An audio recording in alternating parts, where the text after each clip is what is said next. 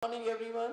Thank you so much for coming at such a short notice. I'm sorry, I know it's a Sunday, so it's your family time. But actually, yesterday when I was, coming out of this wedding ceremony, I met many of the media persons who wanted my reactions. So I thought, why not to have an interaction and take your questions and tell something about, why I am here. Though a place like JK that keeps us busy, our hands are full, but still I thought I must come to Karnataka, firstly to congratulate the people here who have given us a ray of hope, I think for the whole country, more so for the people of J&K state, because we were the first and the worst ones to have been hit by the divisive and communal politics of the present government.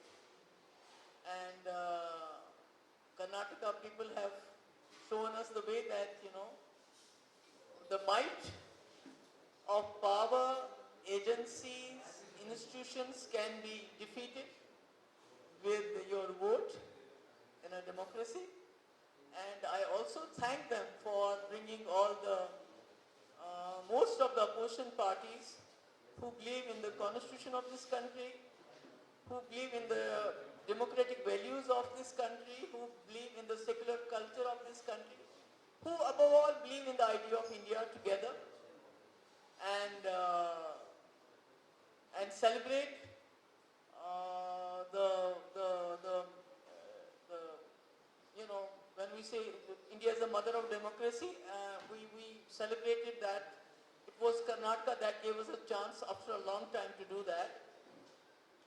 I know, I have been to Karnataka. I have lived here for more than a year in early 90s, so I know the people here are very nice. They are very peace-loving. They are very secular. But I think for the last 5 years, a lot of hatred and communal and divisive politics has been, played here, which has must have caused a lot of wounds on the secular fabric of this place. So I am sure that the Congress government, along with Mr. Siddaramaiah ji and Shiv Kumar ji, along with their colleagues, both in the cabinet as well as the legislature, will be able to heal the wounds that have been inflicted during the last 5 years. They have tried to tear the fabric of this society here, and it has really been a very good experience because everybody had somehow given up. But Karnataka has really shown us that there is still hope for the idea of India, for this country to survive. And we, the people of Jammu and Kashmir, we needed it more than anybody else because we were, we became the first victims of this fascist forces. We were, despite, Jammu Kashmir being a Muslim majority state, and despite all odds, having taken a decision to align with the idea of India when the whole subcontinent was burning with communal fires, which were, supported not only by Muslim groups who wanted a Muslim country, but also with Hindu groups, Hindu Mahasabha and so. We see their, offsprings now, who wanted a Hindu Rashtra at that point of time. But at that point of time, Jammu Kashmir, a Muslim majority state, decided to align with the idea of India, decided to align with a democratic India, with a secular India, with this hope that our identity, our rights, our life with dignity will be safeguarded here within the Union of India. And that was done, rightly so. And we were given a special status, which was the best example of cooperative federalism, if you see it anywhere, not only within the country, within the world. I mean, Jammu Kashmir, a Muslim majority state, became the soul of Indian nationhood. And, but unfortunately, with the onslaught of this BJP government, 2019, we saw that the state was dismantled, it was dismembered, it was disempowered, and unfortunately, the whole country, including the political parties, except for a few which I don't want to name, because then we will have a prime time debate tonight on the anti-national, character of those parties who supported, 370, Article 370 at that point of time and were opposing its, illegal, unconstitutional scrapping abrogation. So I think, the goose has come home to roost. What we saw happening in Delhi, I mean, we saw it, coming. Most of the institutions, be it the executive, be it the judiciary, be it the media, they have been, unfortunately, they have been, subverted, subjugated. And what we saw in Delhi was overruling of the Supreme Court orders as far as, giving powers to the Delhi government, the elected government, regarding the transfer and posting of the officers. So what happened to us in 2019 when we were disempowered, government was disempowered, people were disempowered, everybody thought, it's a Muslim majority state and, since BJP is against Muslims and it's going to be, maybe it brings a solution to the Kashmir issue, Kashmir problem.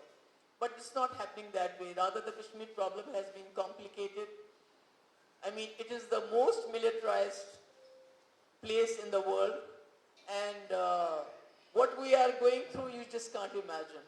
You can't imagine the kind of surveillance, the kind of, searches, the kind of friskings, the kind of, ED and CBI and NIA and SIA and SUI, all the, these, all these, whatever these agencies, every day harassing people in the name of security. But what has happened in Delhi should be a, wake-up call for everybody. The 2019 should have been a wake-up call. But unfortunately, it was not. But what happened yesterday, it should be a wake-up call for everybody. Because it seems that BJP government is not going to leave any opposition government in the country where they can't, hijack the government after being, elected morally, legally. They buy the MLAs, they threaten them, they buy them over, but where they can't do that, because they were not able to do that in Delhi with the AAP party, so now they have found a different way of disempowering them. This is going to happen to everybody.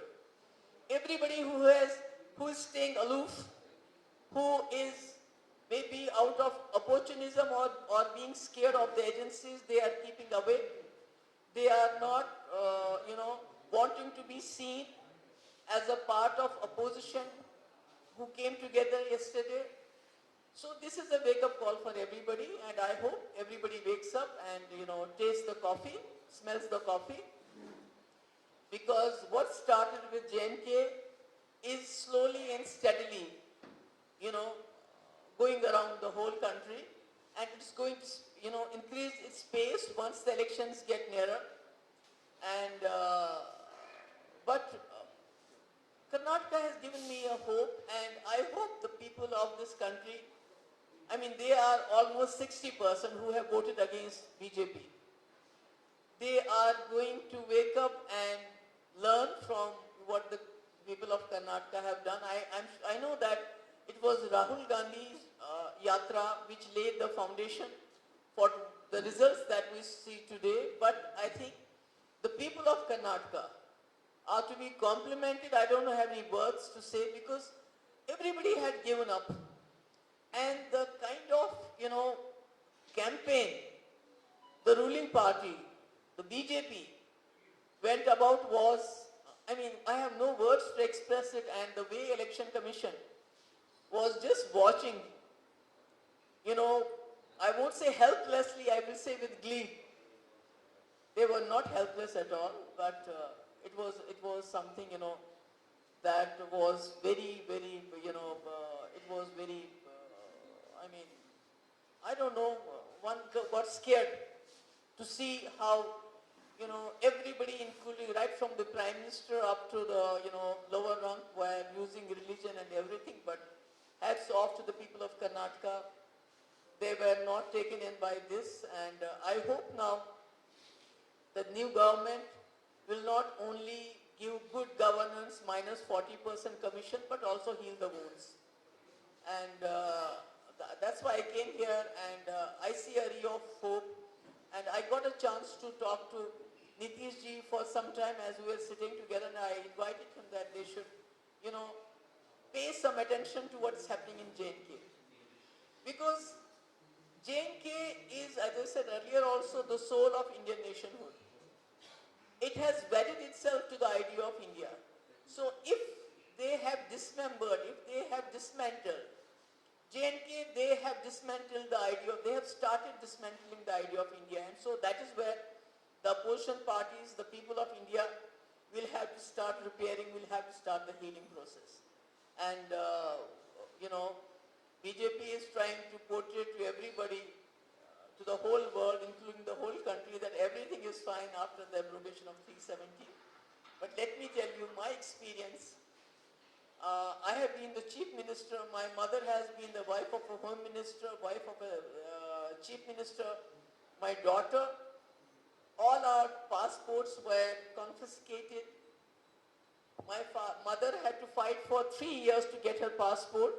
My daughter is still fighting, and I'm also fighting. So you can well imagine if this can be done in the name of security to a family which has, joined mainstream politics. My father joined mainstream politics in 1959 when Kashmir was burning with the idea of self-determination. So if this can happen to a family like ours, you can well imagine what must be being done to students, journalists, common people of Kashmir in the name of security. So this is just one example, and I don't want to talk about, how agencies every day are harassing people, businessmen, everybody, how many people, how our youth are rotting in jails outside J&K State. I say rotting because nothing has been proved. There are no case hearings. The families are so poor, they just can't even visit them, not to talk about fighting their cases. Even if there is a hearing, the witnesses are not presented. So the process in itself has become a punishment for all those families. So we are going through a very, very bad time, and Kashmiris are feeling more alienated, but I appeal to the people of this country that we have exceeded with you. We have not exceeded with Hindu Mahasabha or BJP or with any communal party or with, for that matter, with Muslim League. We did not choose Pakistan.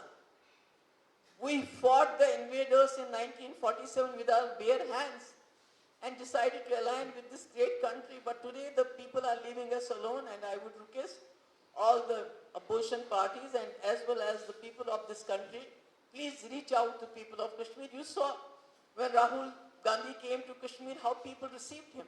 Because people are feeling suffocated. They want someone, some leadership to come and listen to them. What's happening to them after 2019? How Jammu Kashmir has been converted into an open-air prison. So this is all I wanted to say, and once again, thumbs up for, Karnataka people, and I salute them. Thank you so much. Any questions? Why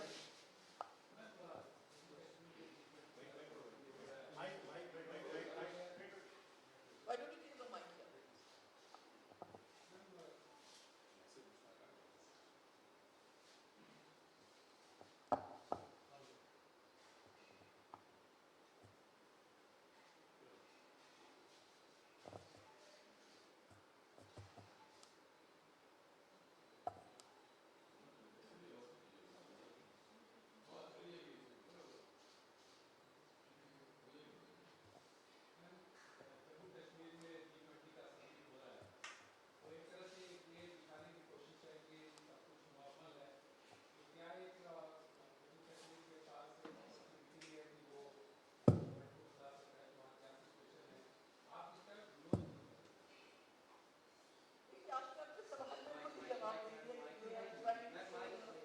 they are trying to show that normalcy, everything is fine. I am not opposing anything.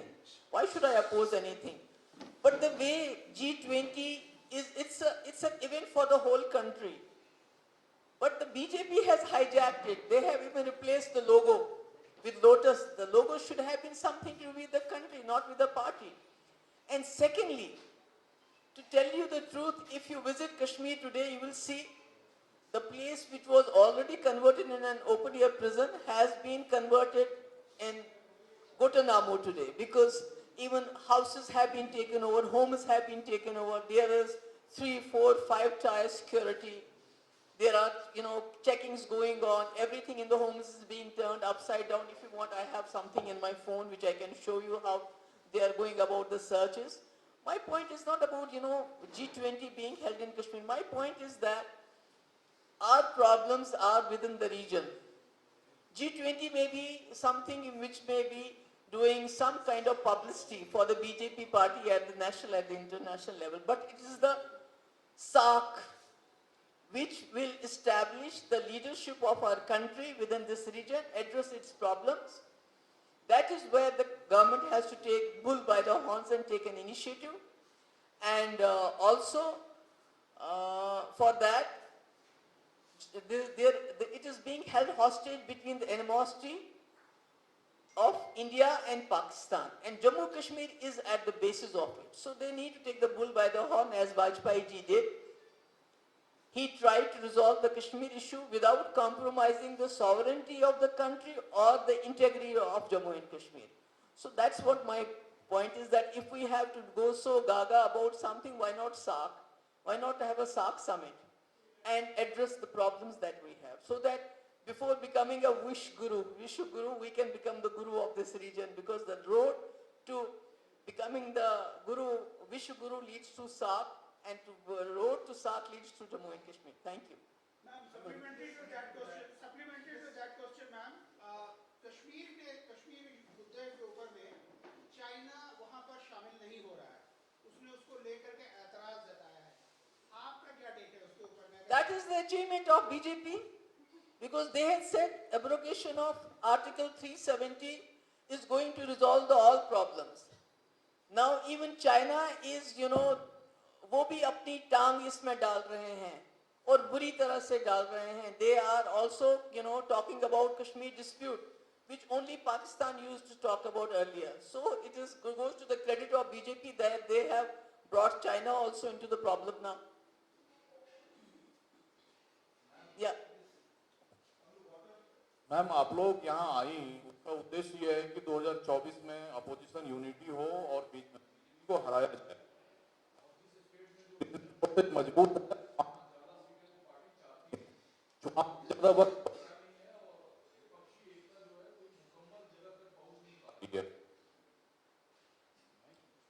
That's what I have been saying. Karnataka has shown the way, and you are right.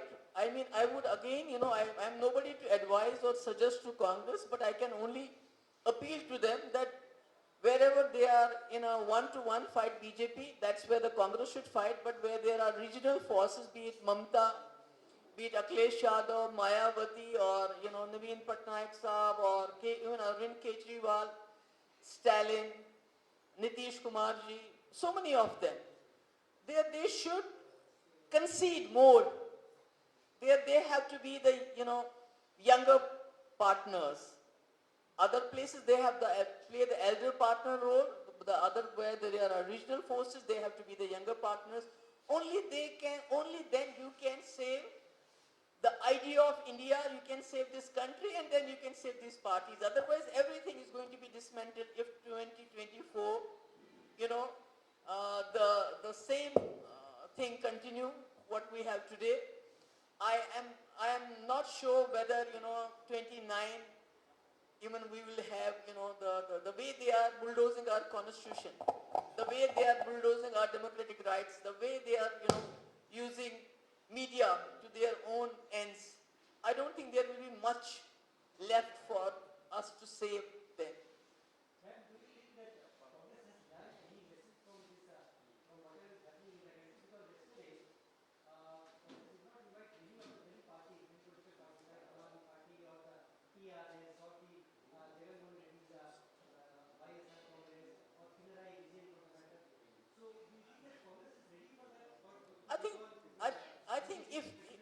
I think this Congress has played a, great role in the independence of this country, in building this country in the idea of India. Even the state of Jammu and Kashmir, its accession to India had a lot to do with Jawaharlal Nehru's efforts. So the idea of India, for the survival of idea of India, Congress has the biggest responsibility as compared to the other parties. So they will have to, kind of sacrifice more if they want to save this country and if they want to save the idea of India. There is no other way. Because at this point of time, they will have to focus on one opponent, and that is BJP. Rest, they have to be in it together. Only then they can defeat the fascist forces. Otherwise, it's going to be very difficult. So we say that Congress did little so far. They have started, I think, with Rahul Gandhi's Yatra. Some foundation has been laid. Now, I think he also understands the country better and also understands the nitty-gritties of taking everybody along. And I'm sure, they will think about it, because otherwise there is no option. There is no option. They can't do otherwise. Ma'am, आपका article 370 के scrapping के बाद आप खुद को और अपनी party को कहाँ पाती हैं? क्या आप अकेले इलेक्शन लड़ेंगे इस पर? नहीं, देखिए, मैंने तो बोला असेंबली तो मैंने कभी लड़ना नहीं है जब तक 370 रिस्टोर नहीं होता है। पार्लियामेंट तो सोच सकते हैं लड़े ना लड़े, बट असेंबली मैंने बोला है हम नहीं लड़ेंगे जब तक 370 रिस्टोर नहीं होता है। As far as my party is concerned, it was dismantled. It was broken totally, but the worker is with me and we are rebuilding it. I don't see assembly elections, coming in near future. They are going to hold panchayats and local bodies, and then we have parliament election. I don't, see assembly elections so soon. Because for them, democracy is about panchayat raj. And I don't know what the Prime Minister and the Home Minister are doing if they feel punches and sarpanches are substitute for the assembly and the parliament. I really don't know. Because that's why they keep on selling to everybody that we had panchayat elections, we had local bodies elections, so the democracy has been restored, but democracy is incomplete without assembly elections. And even assembly elections are secondary to the fundamental rights of the people of Jammu and Kashmir, which have been subverted, which have been suspended at this point of time.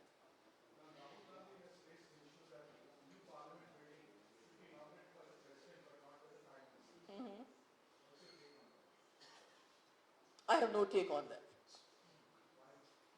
I mean, when country is going through so much unemployment, inflation, communal division, divisive politics, we are going, our GDP is going down, we are going behind even Bangladesh.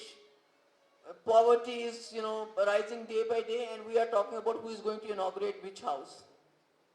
I mean, we have decided to give up the parliament building built by, Britishers, but we are still continuing with their seditious laws, which are so cruel, so anti-people. So there is it's very ironical what we are, continuing with and what we are giving up.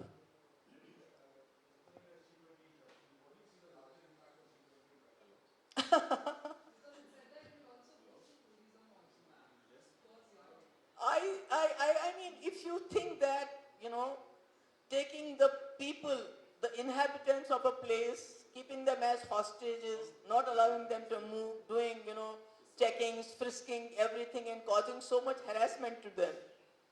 And if this is a cost that we have to pay for the, tourism by G20, I don't know. I can't say much about it. I think we are done. Are we done?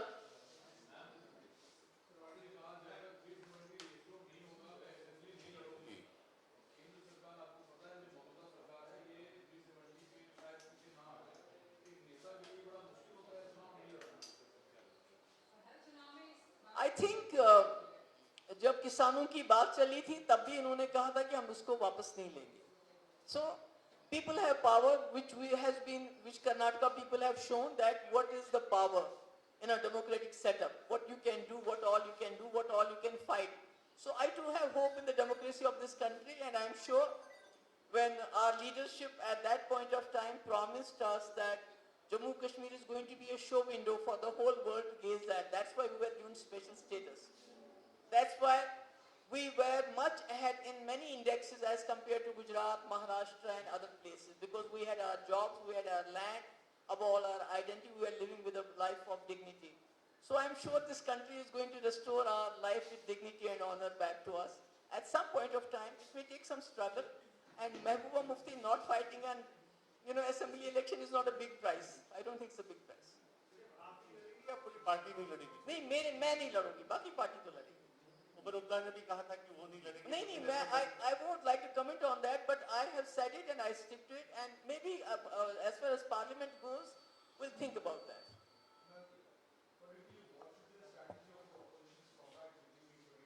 I think you already asked, and Daniel has already asked 2 questions. So as you already said, you told me that I have a special